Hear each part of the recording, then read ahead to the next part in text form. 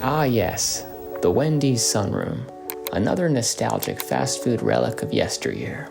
Also sometimes referred to as the Wendys Solarium. For those of us old enough to remember, Wendys Sunrooms bring back feelings of simpler times, before cell phones, before Mark Zuckerberg and social media. And for those of you who aren't old enough to remember, it basically was a tinted glass greenhouse, filled up with tables and chairs attached to the side of a Wendy's. Oh yeah, and in the summers it would get really hot. Like really hot. And the winters would be freezing. In this video, we're going to explore the rise and fall of these 90s old-fashioned hamburger temples. Although Wendy's didn't start the fast food sunroom trend, that title goes to McDonald's in the 1980s. Wendy's was the fast food chain most known for their sunrooms, which were installed in most of the restaurants in the 1980s and 1990s. By comparison, McDonald's sunrooms were more practical. McDonald's saw it as a way to create more inside seating area with minimal construction costs, whereas Wendy's sunrooms were a vibe. Wendy's chose to hang plants inside their solariums, like a real greenhouse. The tinted glass created a feeling of open space.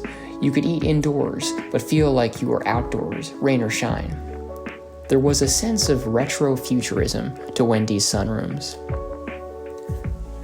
But ironically, these fast food joints overlooked the fact that these sunrooms made their energy bills go up by a lot. It would be a lot more difficult and cost more to keep their interiors cool in the summer and heated in the winter because of the lack of insulation and it being like an actual greenhouse. Who would have thought a greenhouse would behave like a greenhouse?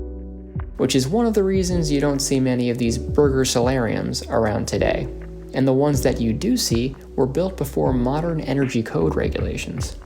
In other words, they're really inefficient when it comes to the electric bill.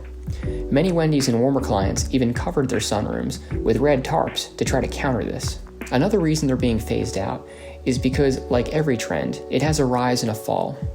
Architect Nate Berg describes Wendy's sunrooms as being dated, and even compares them to old, outdated wallpaper. As bad for the environment as it is, and as old and inefficient as it may be, the Wendy's sunroom we grew up with still has a special place in our hearts. There aren't many of these Wendy's sunrooms left, but if you look hard enough, you can still find a few of these rare gems. If you find one, go in, have yourself a Frosty, and let me know the location in the comments. Before we go and lock the Wendy's sunroom up in the nostalgia vault forever, please make sure to like this video and subscribe to my channel for more videos in the future. Also, if you liked this video, be sure to check out my video on McDonald's Play Place and the origins of the Burger King mascot. Thanks for watching. See you soon.